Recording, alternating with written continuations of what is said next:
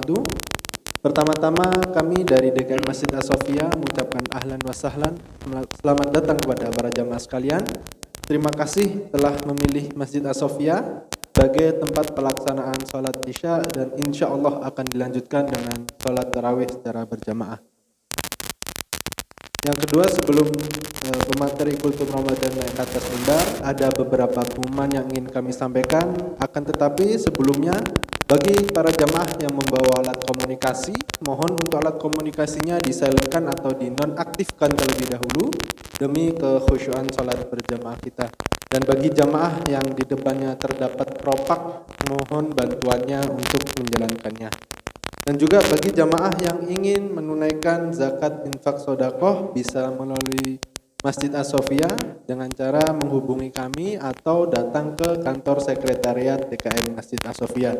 Dan juga bagi jamaah yang ingin berkontribusi dalam program pengadaan buka puasa selama bulan suci Ramadan bisa menghubungi kami atau datang ke kantor sekretariat DKM Masjid As-Sofia.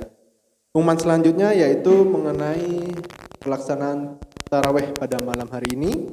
Yang bertindak sebagai pemateri kultum Ramadan malam ini yang terhormat Al-Ustadz Haji Henry Tanjung PhD. Alhamdulillah sudah berada di tengah-tengah kita. Dan yang bertindak sebagai imam yang terhormat Al-Ustadz Ahmad Rifai MEI. Dan untuk jumlah keropak pada malam kemarin sebesar Rp653.000. Semoga amal infak sodako para jamaah sekalian diterima oleh Allah Subhanahu wa Ta'ala, dilipat gandakan rezekinya serta diberi kesehatan selalu. Mungkin itu saja yang dapat kami sampaikan, kurang dan lebihnya mohon maaf. Billahi taufik wal hidayah. Assalamualaikum warahmatullahi wabarakatuh. Kepada yang terhormat Al-Ustadz Haji Henry Tanjung PSD, falyatafaddal masykurah ma'jurah.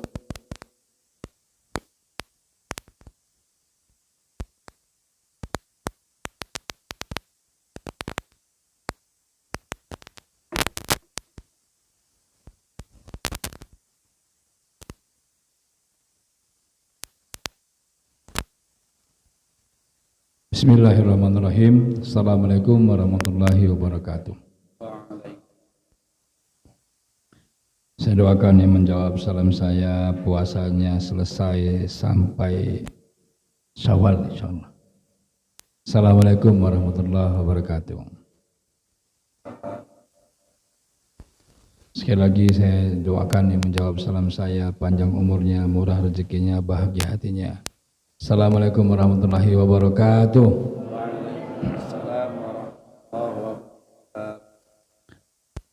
Puasa dan hijrah tema saya pada malam hari ini. Dalam Al-Baqarah 183. Ini ayat yang paling top di bulan Ramadan. Allah berfirman, a'udzubillahi minasyaitonirrajim. Ya ayyuhalladzina amanu kutiba alaikumussyam kama kutiba alal ladzina min qablikum la'allakum tattaqun. Wahai orang-orang yang beriman, diwajibkan. Siapa yang mewajibkan? Allah Subhanahu wa taala. Diwajibkan kepadamu berpuasa.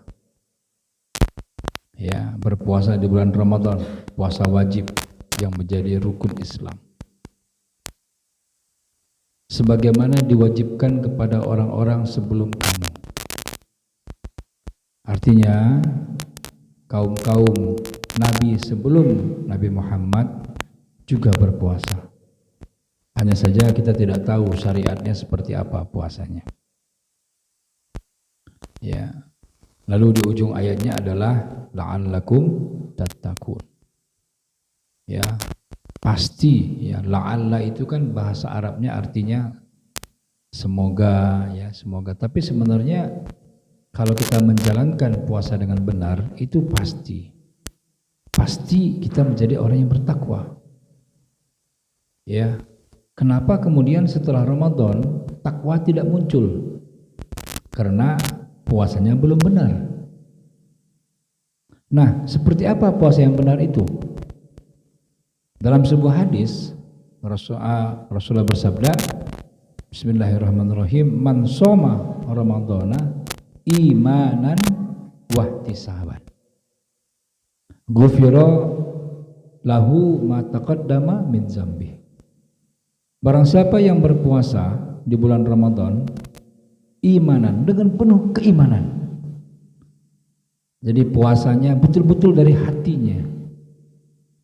Bukan karena mertua, bukan karena atasan, bukan karena yang lain, tapi karena hatinya penuh keimanan, wahtisaban, dan betul-betul hanya mengharapkan pahala dari Allah Subhanahu wa taala. Maka bagi orang yang demikian, ghufira lahu ma taqaddama min dzambih, akan diampunkan semua dosanya yang sudah lalu. Para jamaah sekalian, ada masa-masa dosa itu Allah ampunkan. Manusia itu enggak ada yang tidak berdosa. Kita ini manusia dari annisyan. Annisyan itu penuh kealpaan. Ya. Tetapi ada masa-masa yang Allah siapkan untuk apa? Untuk menghapus dosa-dosa itu. Ya. Kalau di bank, istilah di bank itu ada write off. Ya, kalau orang hutang nggak mampu bayar hutangnya, di write off, dihapuskan hutang. Jadi pun seperti itu. Apabila kita berpuasa dengan penuh keimanan dan mengharapkan hanya semata-mata dari Allah saja, maka diampunkan dosa kita yang sudah lalu. Nah, apa sebenarnya inti kita berpuasa ini? Ya, ada 3 para jamaah sekalian. Yang pertama adalah puasa ini mengendalikan hawa nafsu mulut. Mulut ini kan isinya lidah ya. Lidah itu enggak bertulang. Ya, lidah itu bisa setajam silet, bisa setajam pedang, tapi bisa juga selembut salju. Itu lidah. Maka dengan kita berpuasa, kita menjaga hawa nafsu mulut. Dalam sebuah hadis riwayat Bukhari, Rasulullah bersabda, "Man lam yada' qaula zur wal 'amala bihi, falaysa lillahi hajatun fi ayyada'a ta'amahu wa syarabahu." Barang siapa yang tidak meninggalkan perkataan dusta, berpuasa dia tapi berdusta, atau malah mengamalkannya, ya, kebohongan-kebohongan diamalkan, maka Allah tidak butuh rasa lapar dan rasa haus yang dia tahan. Jadi kenapa di ujung sawah, di ujung Ramadan orang tidak bertakwa sebagai hasil daripada puasa? Karena tidak menjalankan puasa dengan benar. Dia tidak mengontrol hawa nafsu mulutnya. Padahal hawa nafsu mulut ini luar biasa. Ya. Makanya ada pepatah mengatakan mulutmu harimau. Ya, perkataan yang kita sampaikan kepada orang, yang perkataan itu menyakitkan, orang akan ingat terus sampai kapanpun dia ingat terus. Bahkan orang mengatakan lebih baik saya dipukul saja daripada saya dikata-katai seperti itu. Kalau saya dipukul, misalnya memarnya hilang sudah kesannya. Tapi kalau kata-kata terngiang-ngiang terus, kalau diingat lagi sakit lagi, sakit lagi. Makanya puasa ini kita berusaha untuk mengontrol hawa nafsu mulut kita. Ya, katakanlah yang benar atau diam saja. Perbanyak zikir, dalam hati kita. Nah, yang kedua, tadi ada 3 ya yang harus kita kendalikan di dalam Ramadan ini. Yang kedua adalah mengendalikan hawa nafsu perut. Yang pertama mulut, yang kedua perut. Perut ini para jamaah cuma sejengkal lebarnya. Tapi gara-gara sejengkal ini orang bisa macam-macam. Orang bisa berbuat korupsi, orang bisa berbuat manipulasi, bahkan orang tega membunuh gara-gara yang sejengkal ini. Dan ini sangat keras sekali ancaman Allah kepada orang-orang yang tidak mengendalikan hawa nafsu perutnya. Allah berfirman dalam surat An-Nisa ayat 10. A'udzubillahi minasyaitonir rajim. Innal ladzina ya'kuluna amwalal yatama zulman innama ya'kuluna fi butunihim nar wa sayaslawna sa'ira. Sesungguhnya orang-orang yang memakan harta anak yatim dengan cara zolim, boleh nggak harta anak yatim dimakan? Boleh, sebatas keperluan. Contoh, misalnya saya punya yayasan yatim piatu, lalu saya kumpulkan infak sedekah dari jamaah untuk membesarkan mereka. Saya boleh makan dari harta itu, tapi seperlunya, bukan untuk memperkaya diri saya. Nah, ketika untuk memperkaya diri itulah zulman, kezoliman. Ya, itulah zulm, kezoliman. Innama ya'kuluna fi butunihim nara. Orang yang makan harta dengan cara zolim itu sama saja dengan memakan api ke dalam perutnya. Ini Al-Quran, bukan hadis. Al-Quran. Intinya apa? Memakan harta dengan zolim, bukan hanya harta anak yatim. Harta siapapun yang zolim kita ambil. Kita riba misalnya, rentenir, itu cara yang zolim untuk mendapatkan harta, maka sama saja dengan memakan api ke dalam perutnya. Wa sayaslawna sa'ira, dan dia akan dilemparkan ke dalam neraka yang menyala-nyala. Oleh karena itu, mari kita kendalikan hawa nafsu perut kita. Apalagi di awal-awal bulan Ramadan, kalau sudah buka puasa itu rasanya dibeli semua untuk buka puasa. Itu namanya meja makan yang besar aja penuh semua isinya. Tapi begitu Allahu Akbar, minum teh manis, minum kurma satu, udah hilang semua nafsu untuk makan-makan semua itu. Itulah nafsu perut. Itu kita harus kembalikan nafsu perut itu supaya kita bisa mendapatkan. Nah, yang ketiga itu adalah hawa nafsu bawah perut. Turun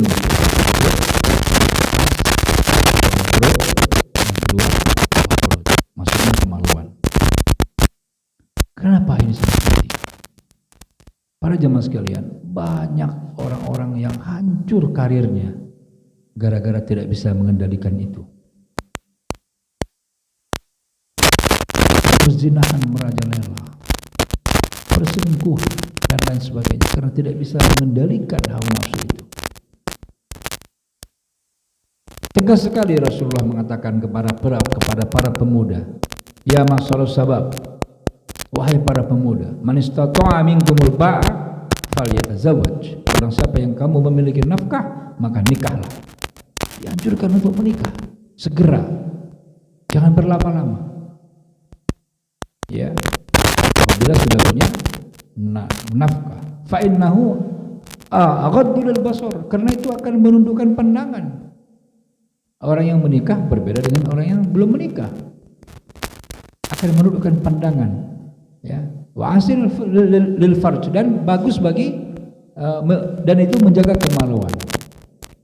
Tetapi wa man lam yastati', barang siapa yang belum mampu menikah, fa alaihi bisawm, maka hendaklah dia berpuasa. Kenapa? Fa innahu lahu wijaun, karena puasa itu baginya adalah pengekang syahwat yang menggelora. Jadi ibarat kuda liar itu, tali kekang itu dipegang itu dia selesai, tidak lagi liar kuda liar itu. Begitulah dengan nafsu yang liar itu, apabila dengan berpuasa dia dikendalikan. Nah, oleh karena itu dalam Ramadan ini kita berusaha kita mengendalikan, mengontrol itu. Bagaimana hawa nafsu bawah perut itu kita kendalikan dengan cara yang baik, ya, supaya kita mendapatkan peringkat takwa.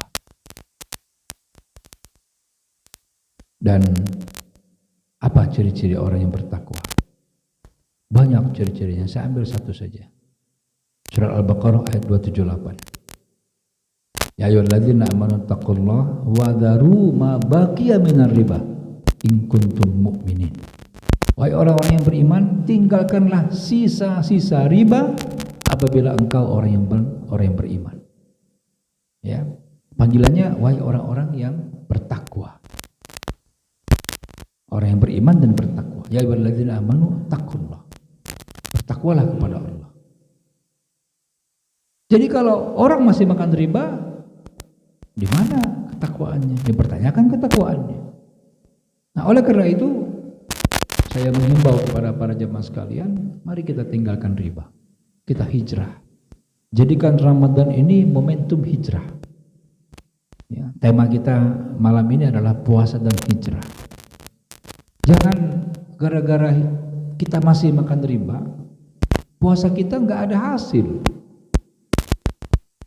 Ujung Ramadan menjelang Syawal, bertakwa tidak bertambah, iman tidak bertambah. Kenapa? Karena masih ini ganjalan ini, masih makan riba. Oleh karena itu kita tinggalkan sisa-sisa riba, ya. Semua kita tinggalkan, kita hijrah menuju yang non ribawi. Ya.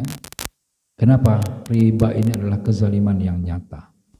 Riba ini tidak hanya menghancurkan ekonomi, juga menghancurkan tatanan sosial. Dengan riba terjadi permusuhan, tidak ada pertemanan. Dengan riba mengekalkan sifat egois, yang penting saya untung, terserah ente untung apa buntung. Dan terakhir yang paling berbahaya, riba ini menghancurkan tatanan ekonomi dunia. Kita berkali-kali menyaksikan krisis gara-gara riba. Oleh karena itu, mari kita hijrah. Mari kita hijrah. Hijrah itu apa?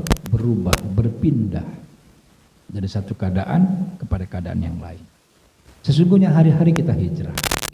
Hari-hari kita berpindah keadaan yang satu kepada keadaan yang lain. Pertanyaannya, apakah kita hijrah menuju kebaikan atau malah sebaliknya? Nah, inilah momentum bulan Ramadan ini, kita jadikan momentum kita hijrah. Untuk apa? Untuk meninggalkan semua sisa-sisa riba. Terakhir, khatib menutup kuliah ini dengan mengutip perkataan Imam Syafi'i. Ini terjemahannya saja.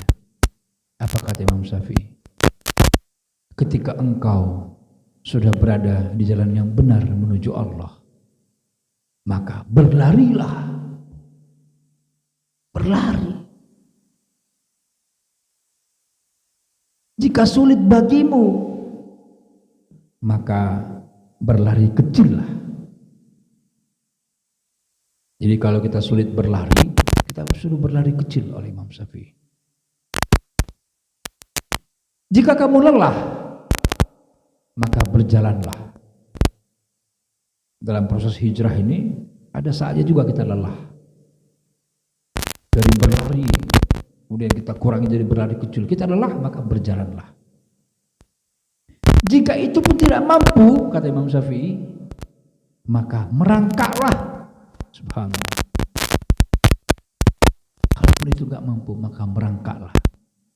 Namun, ini wanti-wanti Imam Syafi'i, namun jangan pernah berbalik arah atau berhenti. Assalamualaikum warahmatullahi wabarakatuh.